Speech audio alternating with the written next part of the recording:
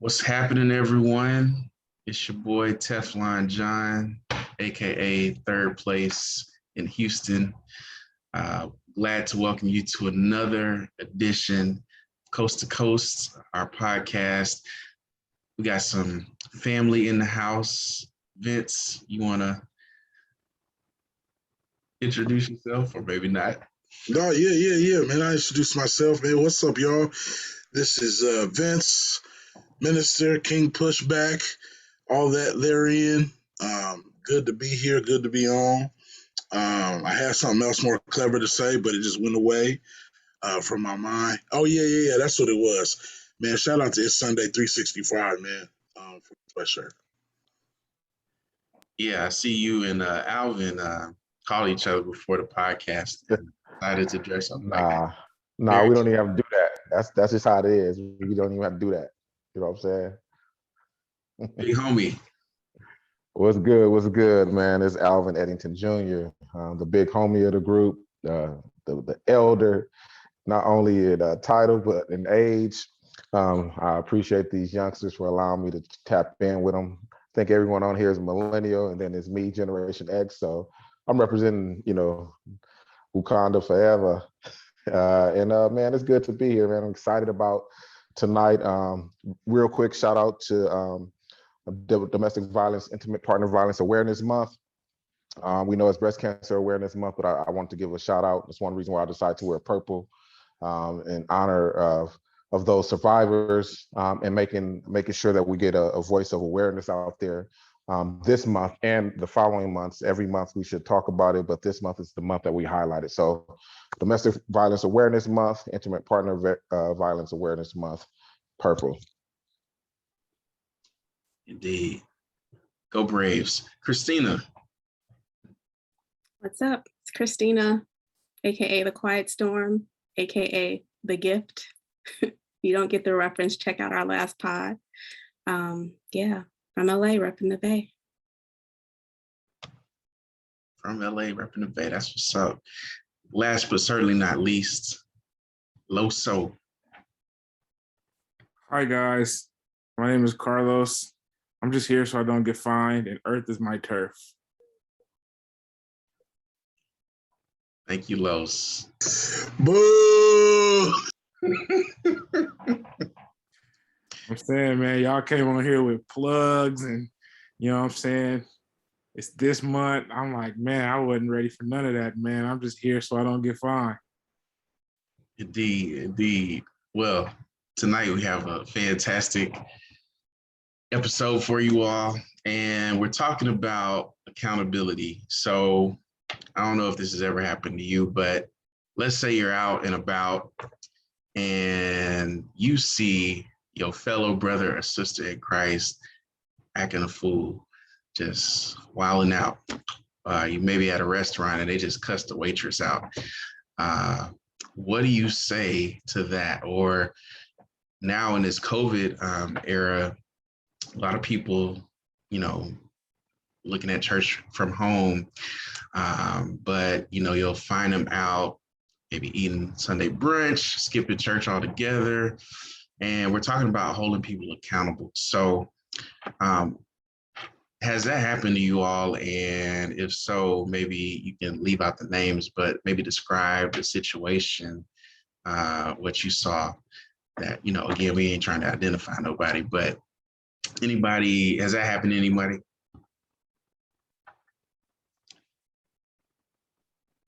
Yeah, it's happened to me, man. I was at the bank and I saw Christina, man. She had a ski mask on. She had her hand in her pocket, and I saw people put their hands out. I was like, I'm just kidding.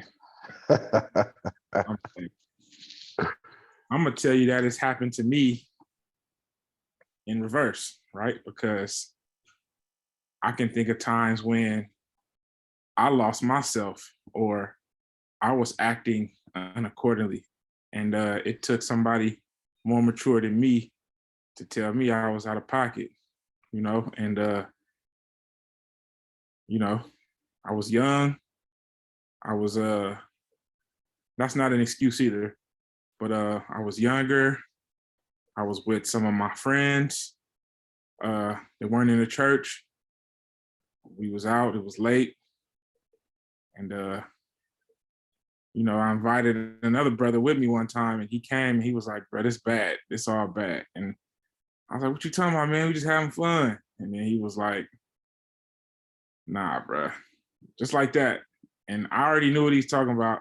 I already knew what was happening, man. We was drinking. We was at the bowling alley. We was dancing on top of the counters. You know what I'm saying? We was in other people's lane, gambling, throwing money. It was wild. All right. So needless to say, man, that was my last time going to that event with my friends. And this is probably like 2005 or so. But I'm glad my brother held me accountable. Anybody else? Have you seen someone maybe not acting like they should, or have you been the person acting up? Yeah. I've been on both ends of that.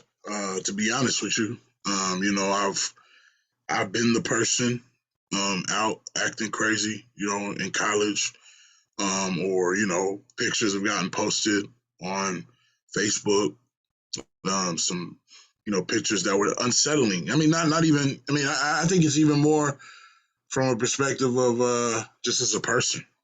It's just some things that you don't want publicized, especially when you're in the public eye. And I took it. I took the accountability, and I've held others accountable. And learning that we don't always have to approach it with hey, what's wrong with you? More so, hey, what happened? What's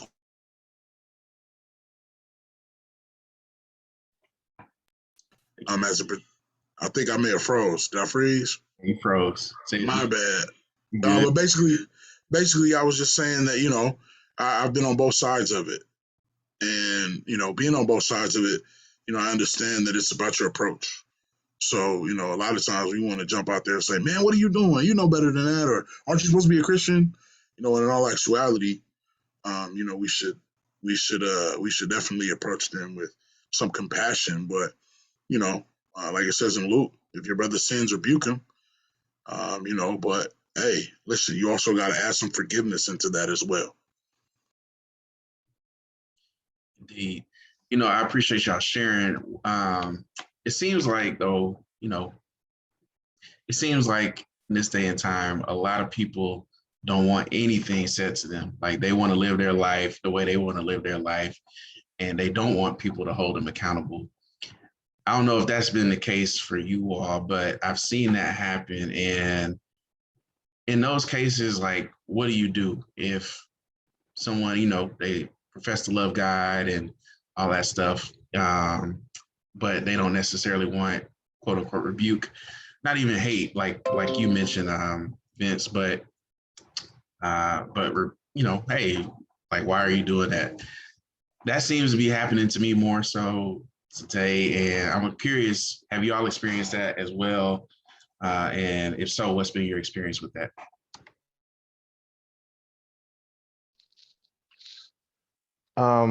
Man, I've experienced it,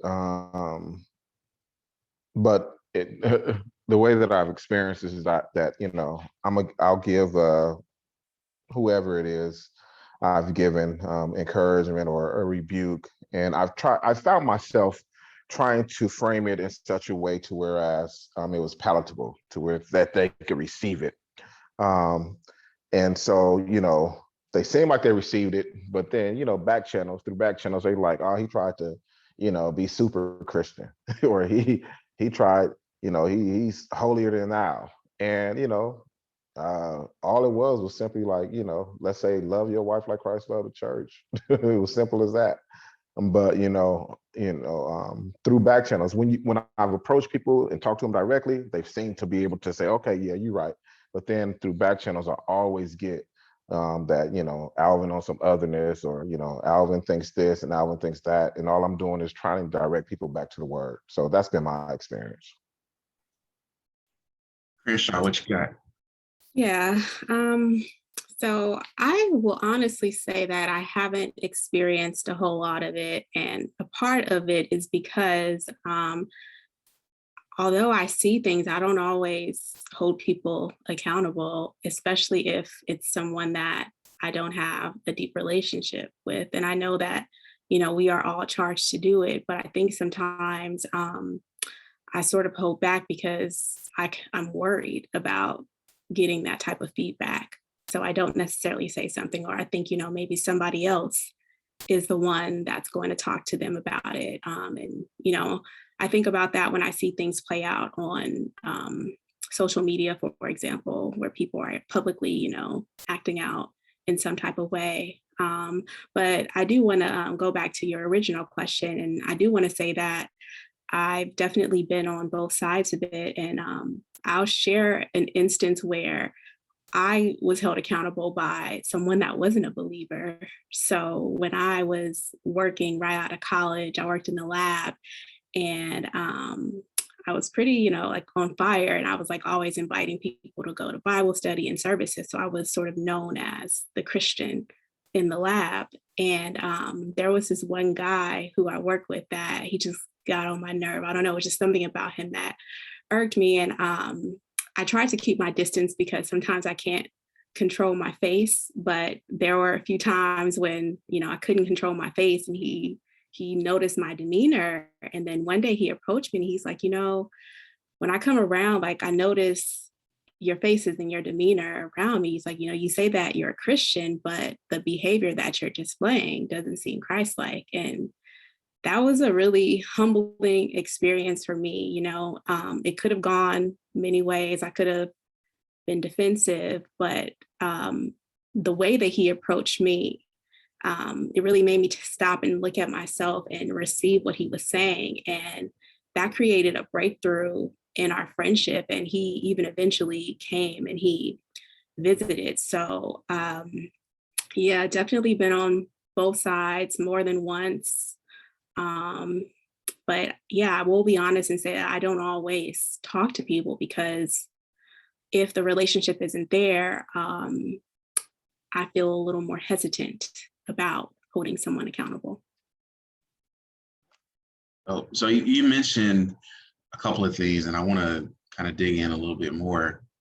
So when you're the person that is, maybe not doing right, what is important to you to hold someone accountable, or for someone to hold you accountable? How should they approach you, or what should they say, or what should they do? What's important when you're the person that's maybe causing the offense, or whatever the case is? Yeah, I really liked how he sort of pulled me aside. So it wasn't like it was being done publicly, even though my behavior was kind of public. So, he could have done it publicly and just sort of had a real conversation about how I was making him feel. And yeah, just like calling me out on, how I proclaimed to be a Christian, but I wasn't displaying Christian behaviors. So I think that, when we're doing it, when you're being approached and when someone's approaching you, I think it's really important to think about the purpose of it, right? So it's not like I'm just calling you out to like put you on blast, to like, put you on Front Street, embarrass you. Is I'm pointing this thing out to you so that you can be restored, or so that a relationship can be restored. So sort of having that in mind will impact the approach. And then I can also think about another situation where for a period of time, I just wasn't attending worship. I wasn't living right. I was in a relationship. I was sinning, and I knew I was wrong. And I did not want to be amongst Christians and be reminded that I was wrong. But I did visit a church that I had been going to during that time. And I brought the person that I was dating with me. And one of the sisters, she just came and she approached me, and it wasn't judgmental at all. She just sort of asked me questions, like, hey, what's going on? Like, how are you doing? Is there anything that I can help you with? Are you maintaining, your walk? And that was super helpful for me. I did initially just sort of want to step back because I felt seen, even though she didn't know everything that I was doing. I felt seen. But I really appreciated her approach because it wasn't condemnation. She was coming with a level of understanding first. That's dope, dope. So I want to hear from the ministers, because I know you all hear things, about people in your congregation, and obviously you have to maintain some privacy, but how do you all kind of deal with hearing something about someone in your congregation, and how do you approach that? Before I answer that, Leno, I want to comment on something Christina said.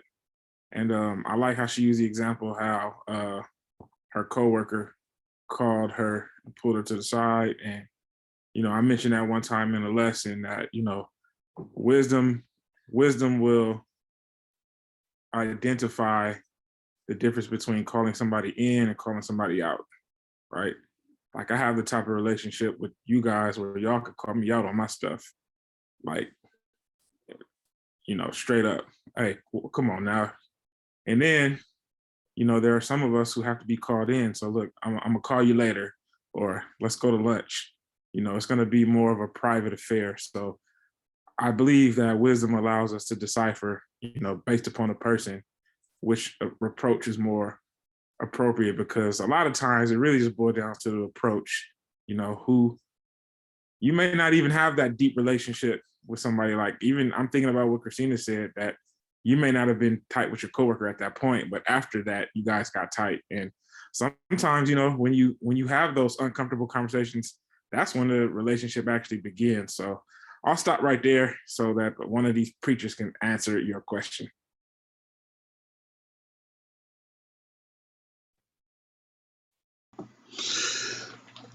Well, when it comes to the members, I like to handle it in a private manner first. Yeah, I think you could do.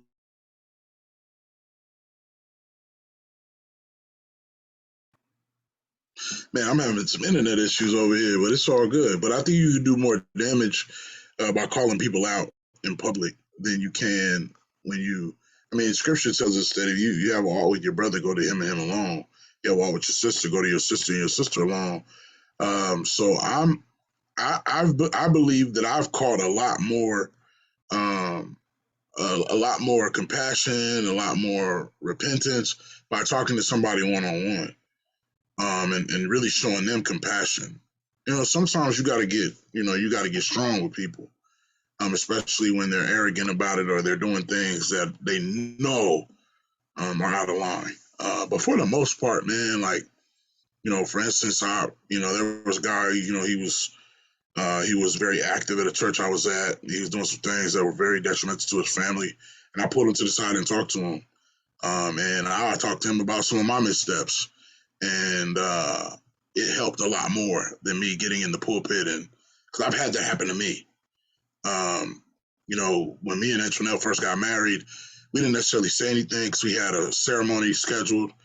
And you know how we can be sometimes. Oh, they already married. I don't need to go to the ceremony or whatever. And so we just kind of kept it to ourselves.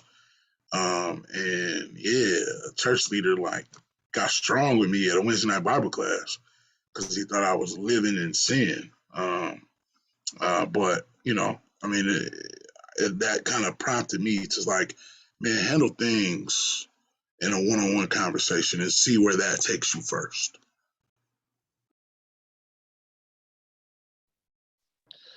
Man, I have a couple of things. One I was coming to mind as I was just listening was when someone held me accountable. And when they held me accountable, it was, it was in private, but it was like a round table type thing where I was in a hot seat and I was being called out on my stuff, And so, at first I felt attacked, right?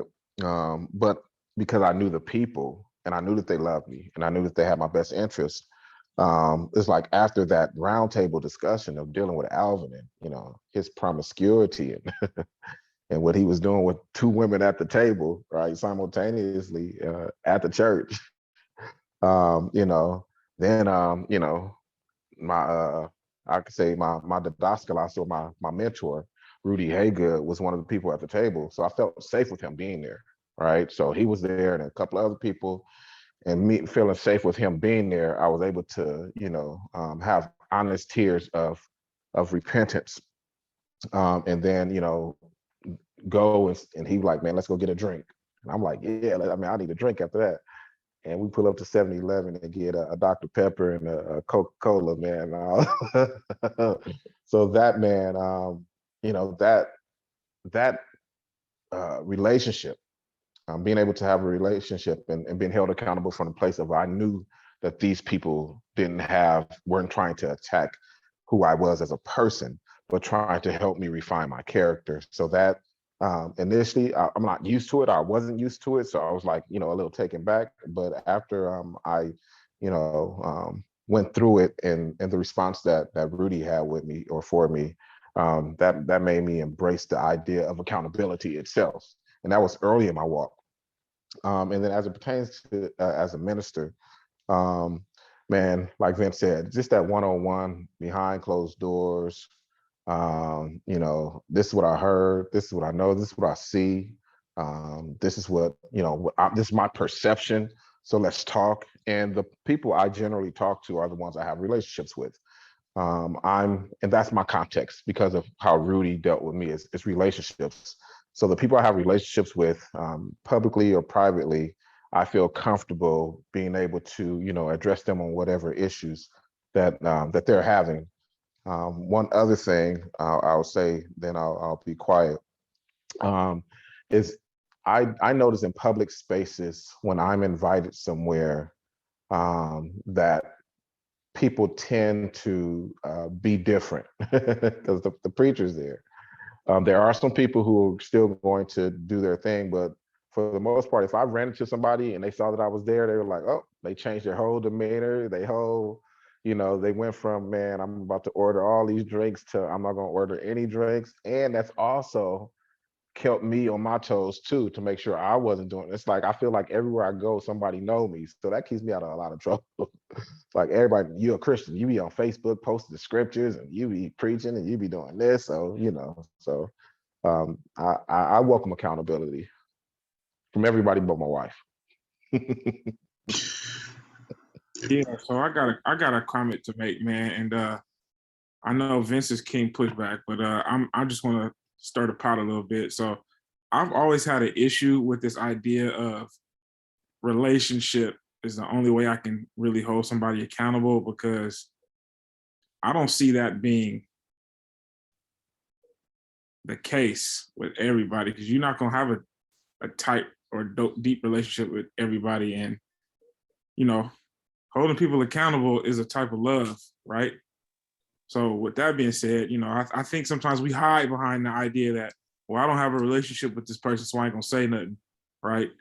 But it's like, if you understand that accountability is showing somebody love, because I'm also thinking about, I know the context of the question is, you see somebody in public essentially misbehaving, but accountability could be more so along the lines of like, man, what's up, man? You ain't been working out this week.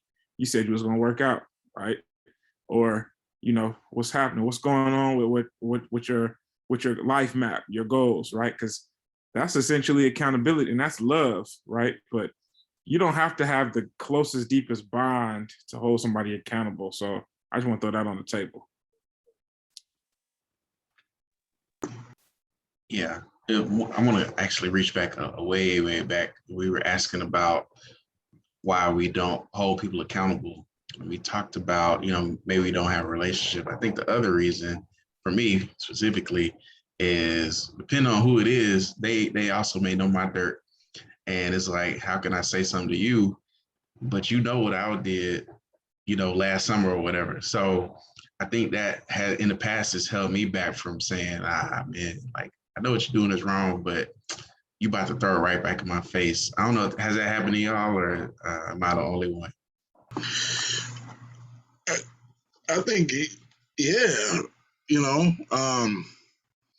I think that's why you got to be careful with your circle, man, because it could be simple stuff that people could turn into, a big ordeal. And that's why, you know, what I got from what Alvin talked about was don't get too comfortable. You can't get too comfortable. I mean, even from my perspective of just being a preacher, but even the stuff that I do in the community, man, like, you know, I'm out here, I'm mentoring kids, you know, I'm a father, I'm a husband. You know, I can't be out here acting crazy. Like,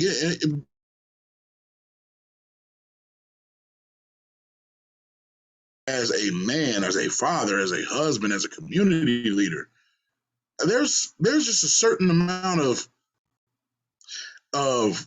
accountability that I have to hold.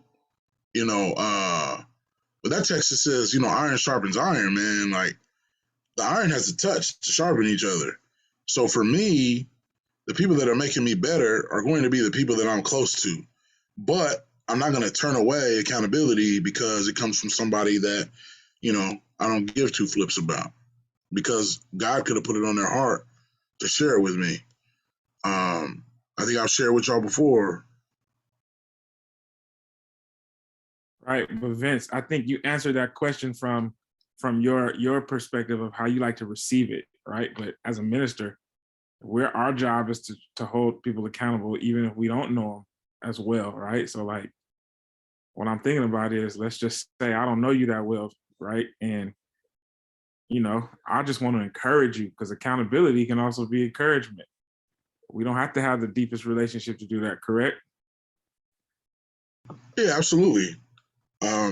But I also think that from a Christian perspective, reciprocity is everything. You know, think about how Jesus did things. I mean, he held people accountable, absolutely. But there was also a way that he expressed the accountability that he gave to others. I believe we are to hold people accountable. We do that every Sunday. But I also believe that there's a way that it has to happen. I don't think we can present ourselves to be these perfect individuals, because that'll come back to bite us. My brief take on that, man, is no, of course not. Of course, you don't have to have deep relationships in order to, you know, encourage one, hold people accountable, so on and so forth. But even when I look at Jesus, Jesus knew their hearts. So he would speak to people's hearts. Like, in order for me to know a person's heart, I gotta know them. I can assume a lot of things based off of what I see. And I have done that based off what I'm like, man, you know, she's an attention whore, or she wants this, or he, and that's my perception based off of what I see on social media. But if I get to, you know that person, I can probably get to understand why they are seeking attention, what happened in their life. So then I can speak to that, as opposed to just saying, you know, you need to stop seeking attention. Well, she never got attention from her mom or her dad, and so she's needing this attention. And maybe you can help her redirect her attention to Christ, as opposed to these men she's dealing with. But if I don't know, I'm just gonna be like, man, all she wants is attention. So when I see her on social media, I'm like, there she go, look, seeking attention again, not trying to find out what's wrong with her and broken the relationship aspect. So although I can hold her accountable, I think it'd be better for her and myself if I knew her better, in order to help her to get to the right place that she or he needs to be. So again, you can definitely, if I don't know you, I mean, Christina's coworker didn't know her. He just, you know, they drove past, they walked past each other, but they got to know each other after, you know, the accountability established the relationship. Exactly. Aha. All right. So kind of moving on. Church hurt is a pretty recent term, or at least it is to me. And I'm not gonna lie, some of the things I've heard church people say to saved and non-saved is like absolutely horrible. And I see why a lot of people have left the church. Like the statistics say that, you know, church attendance is declining, Christianity is declining in America. So how can we kind of combat that? You know, number one, the fact that people are saying wild and reckless stuff, and these are Christians that are saying it, you know, to either saved or unsaved people. How can we hold other Christians accountable for how they maybe treat or say things to other people.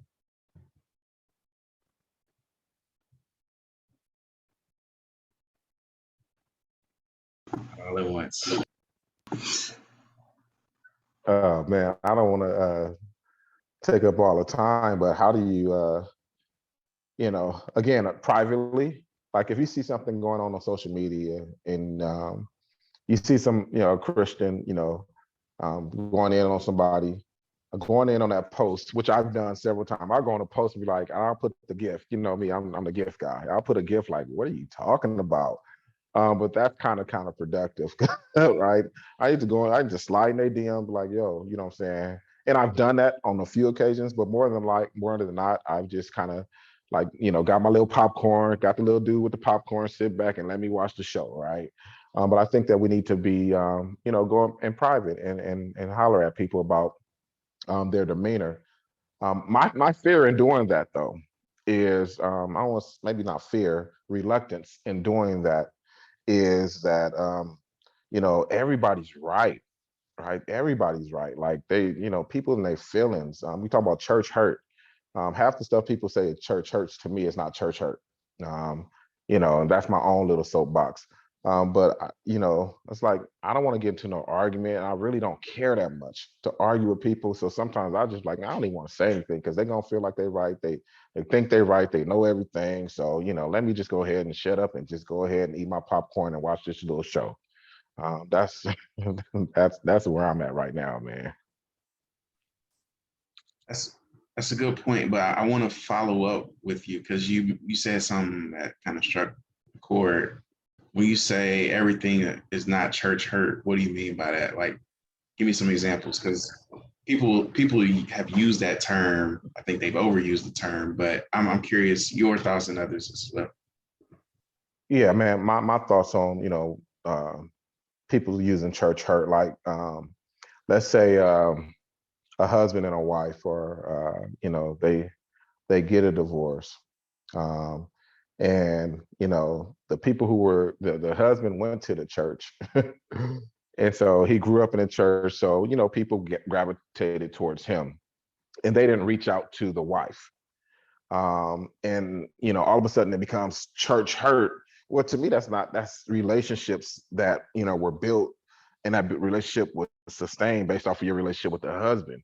So say, oh, what church people did. No, you sometimes church hurt is people feel uncomfortable and so they push away from the church people because of the relationship that they have with the husband, because of that, and then they try to blame it on the church because church people didn't chase after them and make sure that they were okay. So to me, that's not an example of church hurt. Another thing that's not an example of church hurt is when one sister decides that she's gonna cuss you out.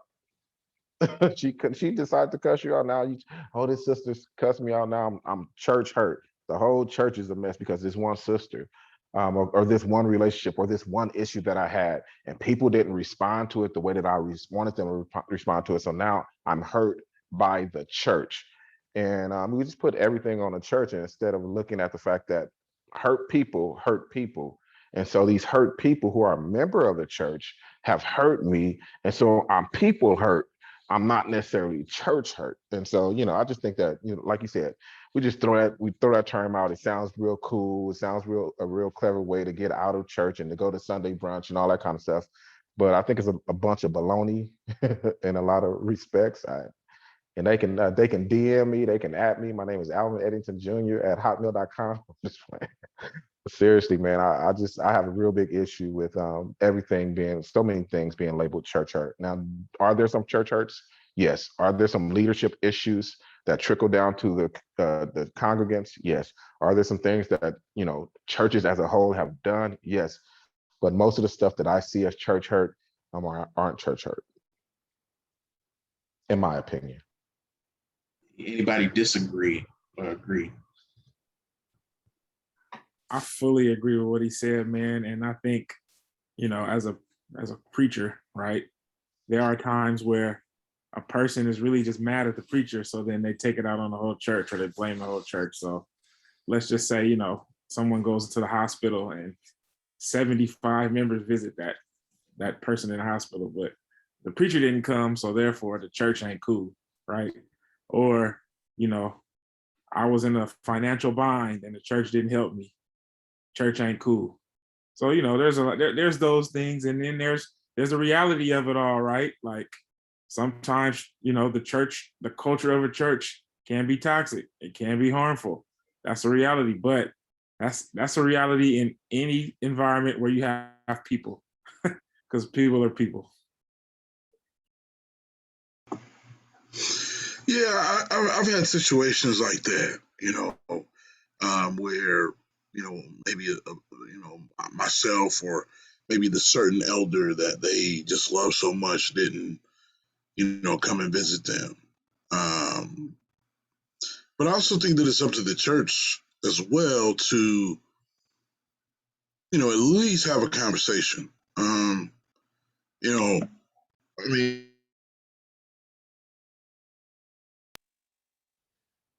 some I, very very shaky ground when we try to define hurt for other people.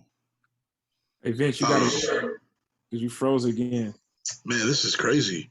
I want to hear what you said, though. We want to hear what you said, so repeat that.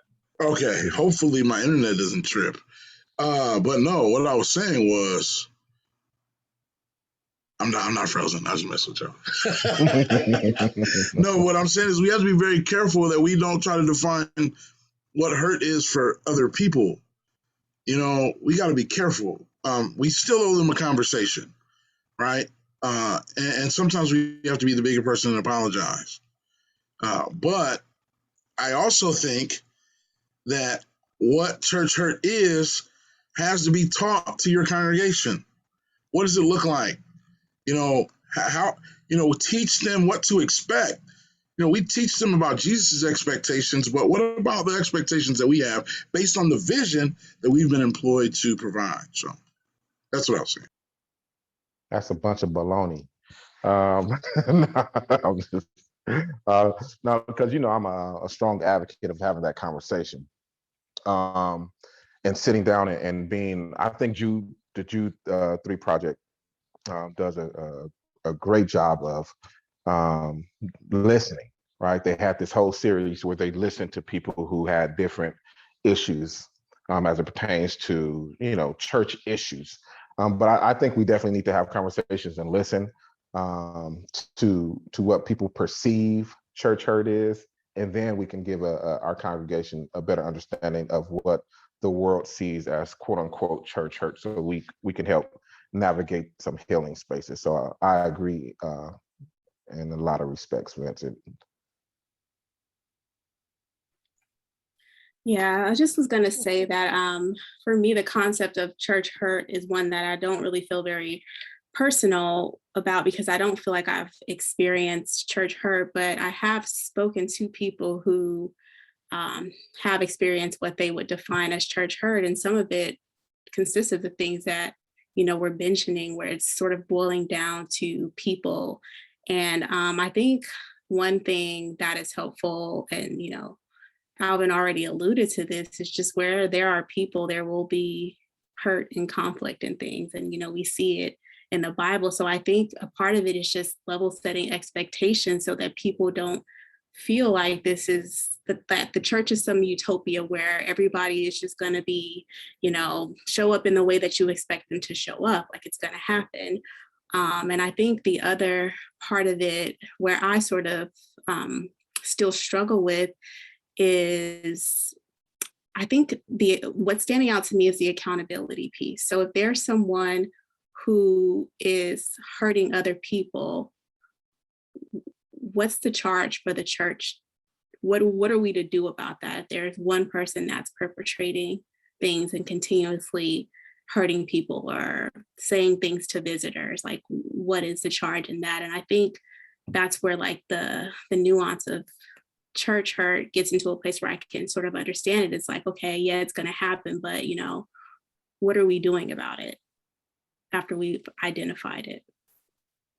It's a great question. My preacher always says, everybody not for the greeting committee, right? Some people got that scowl on their face and they don't make people feel welcome.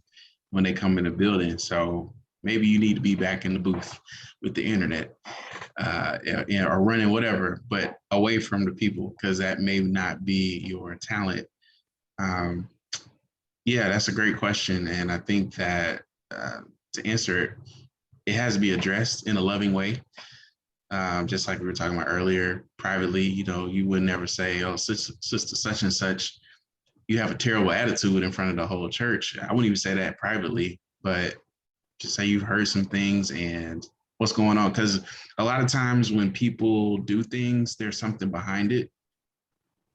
And we never explore that. And that's unfortunate. I forget who said it earlier, but hurt people hurt people. So a lot of times we just kind of see the symptoms of the hurt, but we don't really understand. And we don't understand because no one's taken the time to talk to that brother or sister to understand where that hurt is coming from. So, yes, sir. All right. So I was waiting for somebody to say that hurt people, right? Who hasn't been hurt? My hurt is like Vince said, people's hurt are different, right? So, in my context, I grew up, everything was hurt, but this is VSP, this is South Central LA. I ain't walking around with no saying I'm hurt. So what do? I push that stuff down. It's still there, right? But I push it down. So stuff that might not hurt me, might devastate somebody else. So does it make their hurt not valid, right? And so in order to get an understanding of where people are, I believe that with this whole conversation, relationships are important and necessary to be able to have conversations to get to the real space of, because, like I let a lot of stuff, people like, man, it's whatever. I'm not going to trip off it. Other people lead the whole church. They're like, I'm out of here. I'm like, how you lead a church over that? And I'm thinking they weak or they soft or your Christianity's whack. But my trauma causes me to endure some things and call it loyalty when it's really trauma and I'm broken and I can't leave a situation. So, so I think that it's conversations you got to have. There are levels to hurt. And, Vince said dismissing somebody else's hurt is you got to be careful dismissing people hurt. Wait, you started off by saying though that I'm from VSP, so I suppress my hurt, right? Mm-hmm. That doesn't negate the fact that you've been hurt. Right. Yeah. So what I'm saying is that, so because I've been hurt and what's hurt me and all the stuff that I've suppressed, I got that hurt in me, but it's not the same. To me, that hurt that you dealing with is like, it's man, that's nothing, man. I'd have been shot at. So you talking about somebody not talking to you in church, but that's a big deal to them, right? And so getting the conversation and letting them say, yeah, the reason why I didn't respond the way that to your trauma or your church hurt, the way that you may have expected me to, is because for me, it's not a big deal. Not that it's not a big deal for you. And learning how to have these conversations. We just don't have these conversations. And I'm totally one who be like, man, that's whack. I ain't no big deal. Like, man, let them go. And I've done that. I've like, man, people want to lead a church because of X, Y, and Z. Let them go. I don't care. I ain't chasing them. I'm such a heathen for that mindset. It's expectations too, though, because my expectation on the block is going to be different than my expectation at 1889 Genesee Avenue. When I walk into church, I expect something different. That's why I say we got to teach on these things, because the interesting thing is that the same people, like the same people that you just kind of wave off, those are the same people that are in the church. And so, we have to be extremely cognizant of that too. It's interesting too. Like, and I think with church hurt, especially if it's like one person, like if it's just one person that's really just being cantankerous to folks, you gotta really drown out that person with a bunch of hospitality. And that's what, in 3rd John, he talks about, hey, y'all keep being hospitable to folks. And he was like, listen, I wasn't gonna write everything to y'all, but I got to talk to Diotrephes in person, right? And that's the thing. I've had to talk to folks who are just got stank attitude. I had to talk to them in person, And a lot of that had to do with the fact that they were, what they thought was accountability was really just being a jerk. Yeah. So I have another question. Well, let me answer. I'm gonna change my name to Question Man, right? Let me answer your question before you go to your next question. Yes, everyone gets hurt, but the difference in responses, I think, depends on perspective. So, like Alvin mentioned, like if somebody don't speak to me, all right, that's not a big deal to me, but to someone else who may be new to the body, who doesn't understand that people still have issues even when they get baptized, like that could be a completely different view, right? And another perspective is when I come into these doors of the church, literally, figuratively, I should expect something different because I know how I get treated out in the world. And I hear about church and this man named Jesus and how he treated people. And these people say that they follow Christ, but yet when I talk to them or they don't talk to me, it's like, I don't know, like that's different than what I'm hearing. Like there's cognitive dissonance. So I think it deals with perspective. And again, it just different people have different perspectives. So Yeah. That was a perfect segue in my question, right? Because Christina alluded to something and I forget the word she used, but what I took from it was like, sometimes when it comes to church, we have these unreal expectations of church people, right? And then Vince mentioned being on the block is different than being inside 1889. So the reason why I asked initially, like who hasn't been hurt, right, is I'm going back to the idea that like church is supposed to be this place that's like, well, the church building, the assembly, I was the assembly when I talk about the church. It's supposed to be so much different than the world, right? But if we go into it with that mindset, right, I feel like it's ideal, but in reality, it's like just because I'm inside a church don't mean I'm gonna leave my wallet sitting out in the open or I'm gonna leave some cash sitting out in the open. Oh, this is church. Ain't nobody gonna take my wallet. Man, you better tuck that off, right? You better be smart about this. Everybody in the same place and space, right? So Facts. with that being said, right, and the only reason I asked about the hurt is because I'm starting to think along the lines differently about this conversation we're having about accountability, because now my question is, what are we holding people accountable for and to, right? Like there's a difference between holding someone accountable for, okay, you know what, that skirt, you know, this is the classic, that skirt is too high, right, to the woman. But it's like, man, is that all you got for her? Or man, pull them pants up, you sagging too low. Like, I mean, that stuff ain't gonna last. You know what I'm saying? Like, I need something greater to be held accountable to. Like, does that make sense? It makes sense. it does. And to take your point, I think people hear that and will leave. Like, I don't want to hear this. Like, I don't want to feel judged, quote unquote, judged, even though that's not really judgment. I don't want to feel judged when I come in the four walls. I want to be uplifted. So going back to the word, I think the key word in this conversation is relationships. Even if you don't know someone, there's a difference between, hey man, pull your pants up and brother, it's good to see you. Like that's a completely two different statements and it does something completely different to the person that's receiving it. Or sister, it's good to see you. Like you don't know where that brother or sister, you don't know their walk, especially if that's their first time meeting them. And that's the first thing you say to them about their clothes and appearance. Like you don't know what they went through to get to the quote unquote church building, or if you just see them out and about. And so I'm going to use the word judge, but it's really not judgment. We judge people based on their appearance and based on, you know, what they smell like or whatever. And we don't really give them a chance. And I think that's what drives people away. And we don't seek to get to know them for who they actually are.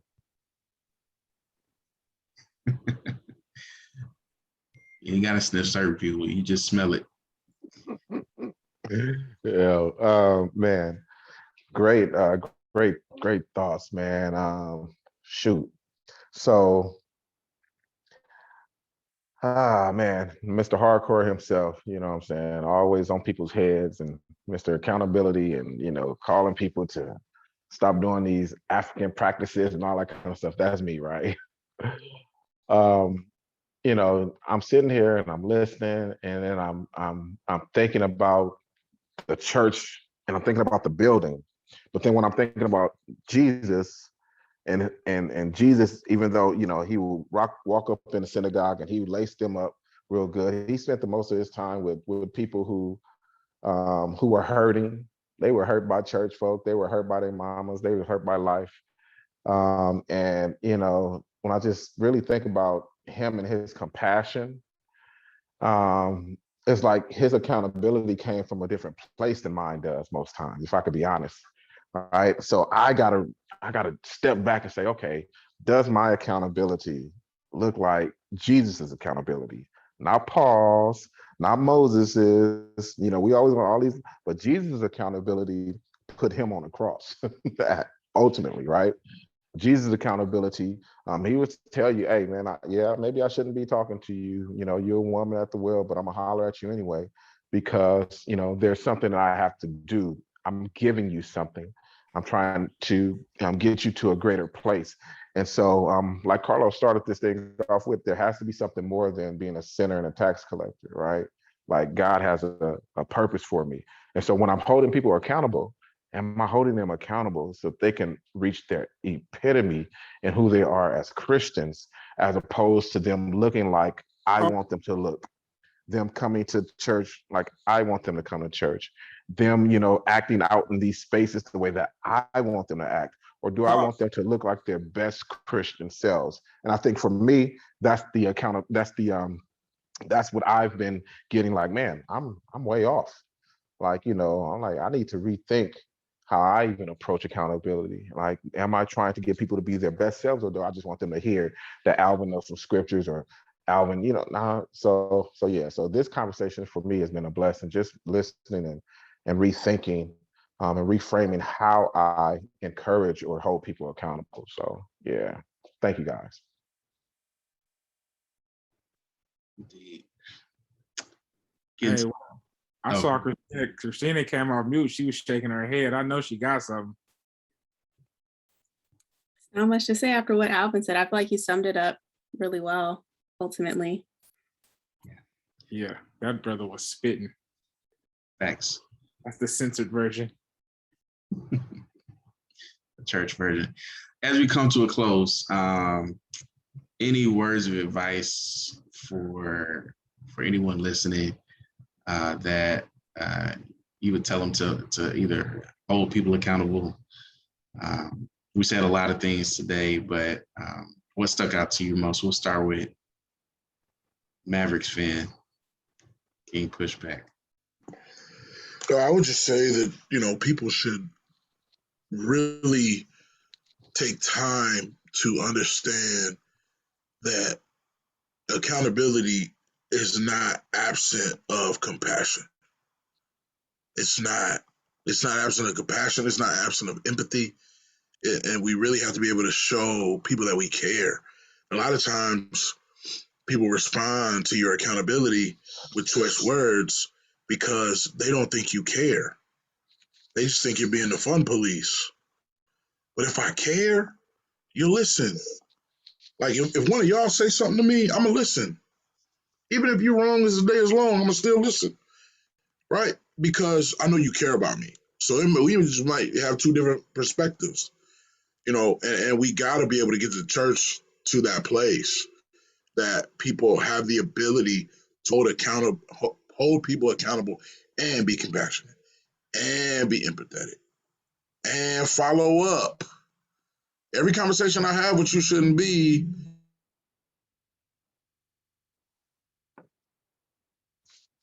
crazy. Hey man, hey, listen, call your internet provider, man. Y'all call AT&T for me, bro. This is ridiculous. It's being in the Midwest. Background. Crenshaw, what you got? Yeah, so this isn't a something that came up necessarily when we're talking, but as you sort of asked for takeaways, it came up now. And I'm reminded of a situation where I was at worship and a young lady came in and she had on a shirt and her stomach was out. One of the sisters sort of said under her breath, "Why is she in here like that?" And my response was, "I don't know, but she's here," right? So sometimes I think that when I think about accountability and talking to people, I think that it has to be this big to do, but sometimes it could just be a small statement that you say to people, and that can go a long way. And then maybe they'll sort of think twice about what they say going forward. So I would just say that, holding people accountable can look different. And, again, as was mentioned before, calling in and calling out, like, just tailor your approach to the person specifically. Yes, man. So um, I landed on purpose, man. Like, what's my purpose in addressing a situation? What's my real purpose? Is my purpose to be heard? Or is my purpose to get, people again to be their greatest Christian selves? And ultimately, as a minister, that is my desire. When I preach from a place of, I want everybody to get this, this what God got for them. I don't want you to leave nothing in heaven. Every blessing you're supposed to get, I want you to get it. And I know in order to get that you can't be, at Sunday brunch and not going to church, right? I'm not against Sunday brunch, but when Sunday brunch replaces church, am I trying to then go to the Sunday brunch to show the church there for the purposes of the church being, or for the purposes of the young people I see at these Sunday brunches, for them to get closer to God? Like, I gotta really check my purpose and, how I'm holding people accountable. Why am I holding people accountable? And is it for me to say that I did it, or is it for the kingdom? And I know that my heart's intent is for the kingdom to always be lifted up. But sometimes that VSP Alvin comes out, and I think most times my VSP Alvin comes out, and I'm just like, man, let's ride. We need to be riding. But, are we riding for Metropolitan Church of Christ, or are we riding for the kingdom of God? So, yeah, y'all pray for me on this one, man, because I really have to check my approach as to why I'm holding people accountable. Loso, question man, you got the last word, bro. Man, how I got to go last after all what they just said, man. That was all three of them. That was flames, man. That was fire. And I guess I'll just leave it with these two thoughts, right? First thought is, so I've been a manager before, a trainer before, and a preacher. And now I'm a coach, life coach. I say that to say this. When we're talking about accountability, and really, I feel like we're almost talking about like confrontation a little bit, right? Because that's part of it. No, it doesn't matter if it's a person you barely know, or I'm talking with you guys, my family. There's gonna be some uneasiness, some nervousness. There should be some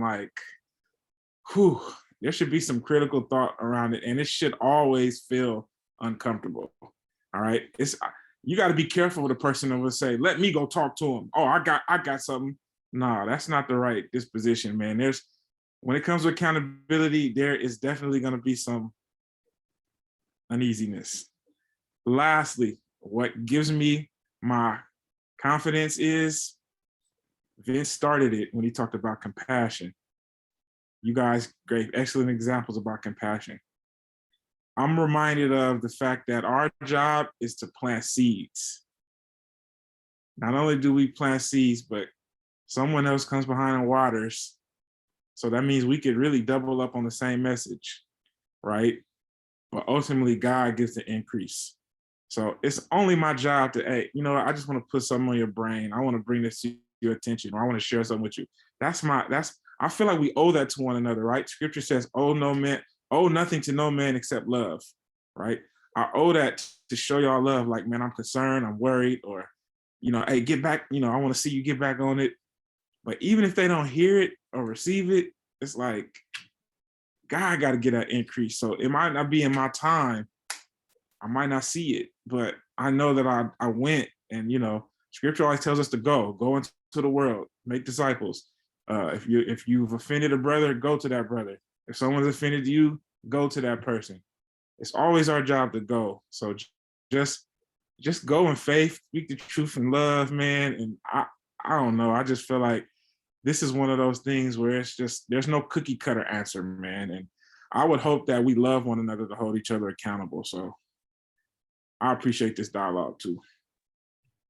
Indeed. I actually want to close out with one of my favorite scriptures, something that we don't do very often, but Galatians 6:1 says, brothers, if anyone is caught in a transgression, in any transgression, you who are spiritual. So that's the really important part, because if you're not spiritual, then this doesn't apply to you. If you are spiritual, it does apply to you. What does spiritual mean? It means spirit-led. So again, you're not led by anything else. You're not led by revenge or I'm going to get him, I'm going to get her. You're led by the Spirit. And when you're led by the Spirit, you're going to say things in a certain way. So, brothers, if anyone is caught in a transgression, you who are spiritual should restore him. How? In a spirit of gentleness. So a lot of times we miss the spiritual part, and we definitely miss the gentleness part. So let's think about that. Let's pray on that.